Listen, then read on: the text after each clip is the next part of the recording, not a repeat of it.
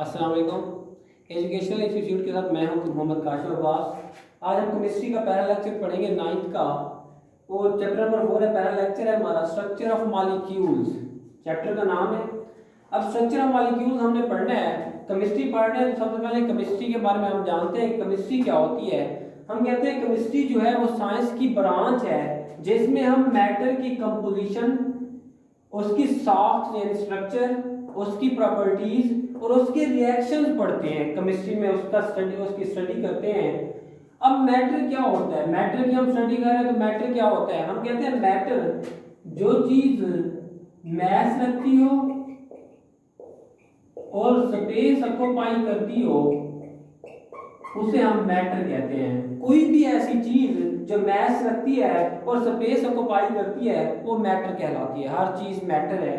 अब मैटर जो है वो मजीद एटम से मिलकर बना होता है। एटम जब आपस में मिलते हैं तो मॉलिक्यूल्स बनाते हैं। अब एटम्स कैसे मॉलिक्यूल बनाते हैं? एटम आपस में केमिकल बॉन्ड के जरिए जुड़ते हैं और मॉलिक्यूल्स बनाते हैं।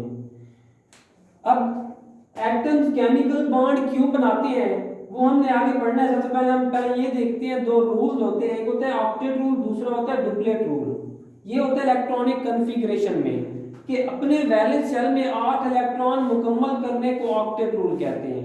दूसरा होता है डुप्लेट रूल। हम कहते हैं कि अपने वैलेंस शेल में 2 इलेक्ट्रॉन मुकम्मल करने को डुप्लेट रूल कहते हैं। मिसाल के तौर पर हम कहते हैं कि हमारे पास हाइड्रोजन है, उसका एटॉमिक नंबर 1 है, उसके वैलेंस शेल में 1 इलेक्ट्रॉन है। तो अब इसको डुप्लेट मुकम्मल करना पड़ेगा क्योंकि ये 8 इलेक्ट्रॉन नहीं ले सकता।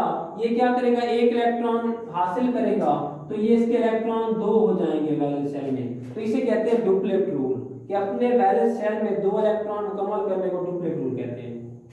ऑक्टेट रूल में हम मिसाल पढ़ते हैं सोडियम की। सोडियम का एटॉमिक नंबर 11 होता है, 2 8 1। अब या तो ये 1 इलेक्ट्रॉन खारिज कर दे, पीछे वैलेंस शेल बचेगा उसमें 8 इलेक्ट्रॉन है, या फिर ये 7 इलेक्ट्रॉन हासिल कर ले। लेकिन बेहतर बात यह है कि ये अपने 1 इलेक्ट्रॉन खारिज कर दे और वैलेंस शेल में फिर बचेंगे 8 इलेक्ट्रॉन। तो ये ऑक्टेट रूल मुकम्मल होता है। तो हमारा जो क्वेश्चन है कि एटम्स केमिकल बॉन्ड क्यों बनाते हैं, इसकी क्या रीजन है, तो हम कहते हैं कि एटम के पास एनर्जी बहुत ज्यादा होती है। जब किसी चीज के पास एनर्जी ज्यादा हो तो वो अनस्टेबल होता है। तो एटम्स क्या करते हैं, इसलिए केमिकल बॉन्ड्स बनाते हैं ताकि वो स्टेबल हो जाएं। अब स्टेबल कैसे होंगे, वो अपनी एनर्जी को कम करेंगे। जब एनर्जी कम करेंगे तो स्टेबल होंगे। इसका मतलब एटम इसलिए केमिकल बॉन्ड बनाते हैं ताकि अपनी एनर्जी खारिज कर सकें। और तीसरी बात, जो नोबल गैसेज हैं उनकी इलेक्ट्रॉनिक कॉन्फ़िगरेशन हासिल करने के लिए भी एटम्स केमिकल बॉन्ड बनाते हैं। अब नोबल गैसेज हम कहते हैं उनकी कॉन्फ़िगरेशन क्यों हासिल करनी है या वो इनर्ट क्यों होती है। हम कहते हैं कि नोबल गैसेज जो हैं उनमें डुप्लेट या ऑक्टेट रूल मुकम्मल होता है।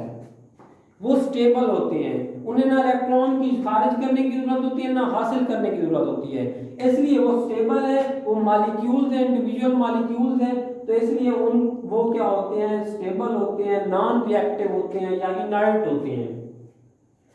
अब हम कहते हैं कि इलेक्ट्रॉन ये केमिकल बॉन्ड किस तरह बनाते हैं या अपने ऑक्टेट या डुप्लेट रूल कैसे मुकम्मल करते हैं एटम्स।